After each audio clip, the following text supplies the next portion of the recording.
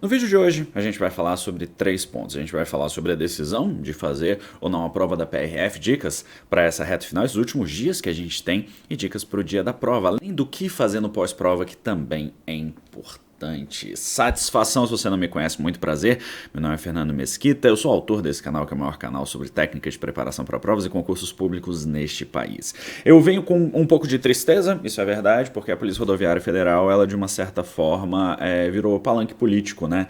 Eu fico triste que a direção do órgão se sujeite a isso, um órgão tão importante, um órgão tão relevante, com certeza com uma grande parte dos servidores que não concorda com as circunstâncias que estão envolvendo isso daí, mas no final das contas as coisas são como elas são. A boa notícia é que nos próximos anos você que está disputando esse concurso é que vai fazer parte da direção dela e é que vai direcionar este órgão, que é um órgão incrível de que o Brasil precisa tanto. A essa altura, depois de o TRF ter derrubado a liminar que impedia a realização da prova, a maior probabilidade é de que a prova de fato se realize, tá? E a gente tem que tomar uma decisão sobre fazer ou não a prova, né? Essa é uma decisão de foro íntimo, completamente pessoal. Muitas pessoas não vão querer fazer isso, seja porque foram impossibilitadas pela própria banca. O Sebrasp fez um grande papelão aí ao longo desses últimos dias, fazendo confusão em relação ao local de prova, fazendo confusão em relação à escolha do idioma dos candidatos. Então, já parte desse ponto da possibilidade ou da impossibilidade, da vontade ou da vontade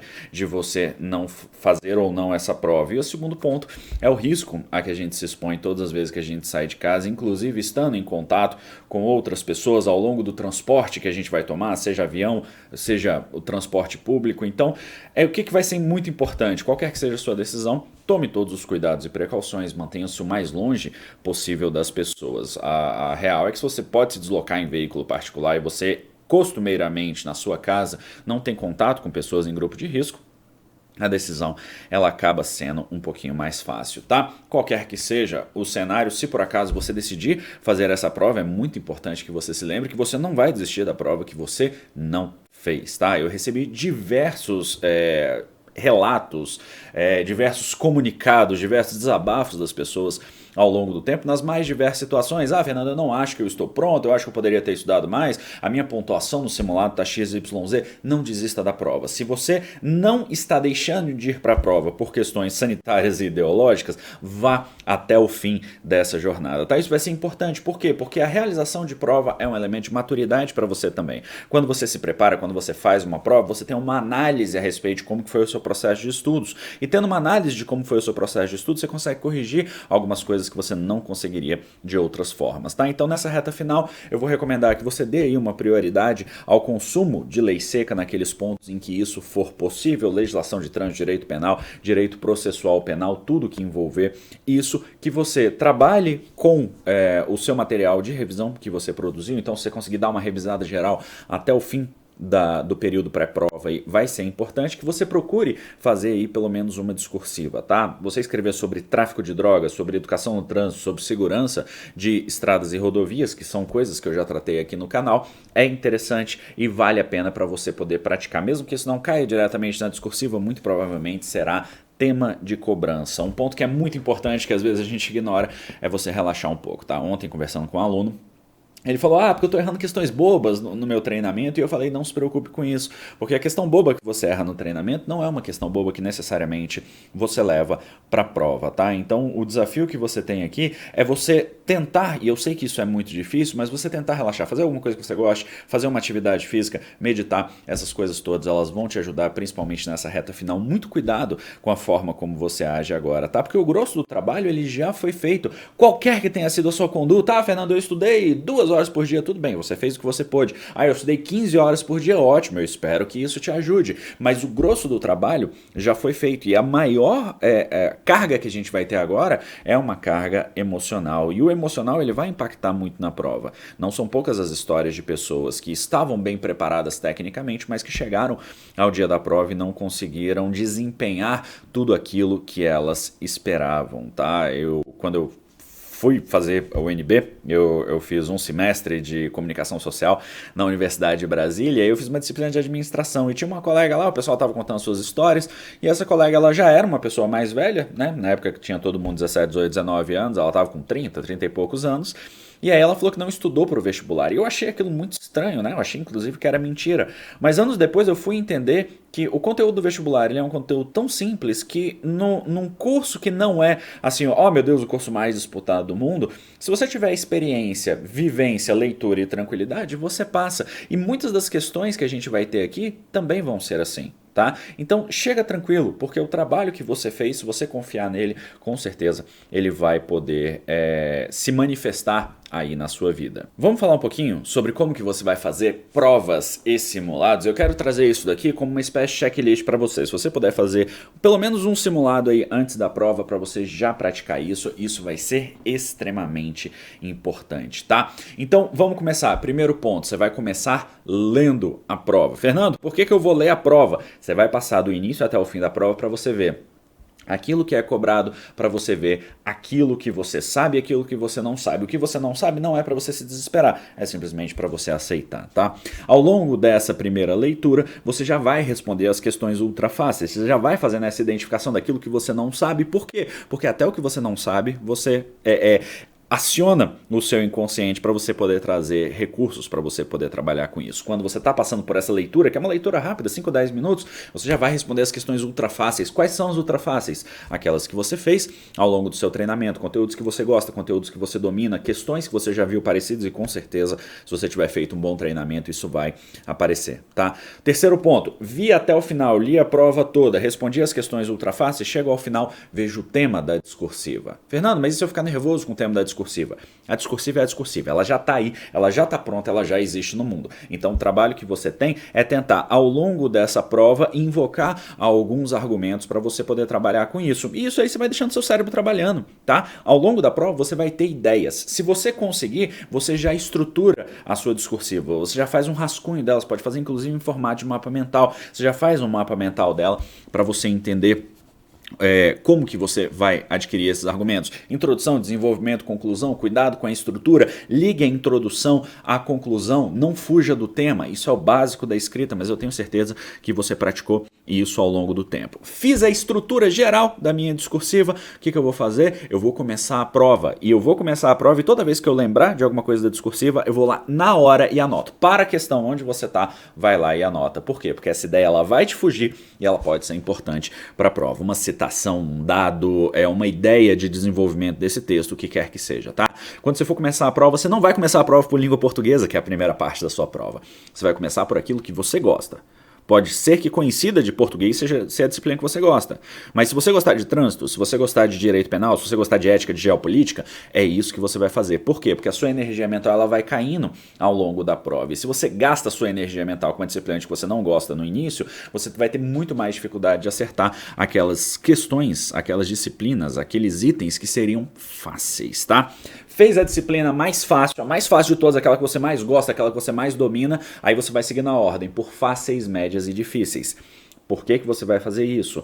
Porque a sua energia mental, ela se gasta. Toda prova vai ter questões fáceis, médias e difíceis, e a maior parte das questões da prova da PRF dentro de cada disciplina vai ser uma questão fácil, uma questão que, tendo um conhecimento, ou uma questão que, tendo, às vezes, uma vivência básica do material, você consegue matar, só que o conteúdo é muito amplo. Então, é isso que torna a prova difícil, tá? Disciplinas fáceis, médias e difíceis. Fernando, quais são as disciplinas fáceis, médias e difíceis? Não sei. Para você pode ser raciocínio lógico, para mim pode ser geopolítica. Isso é uma questão pessoal, tá? O mais fácil para você é aquilo que você tem mais conhecimento.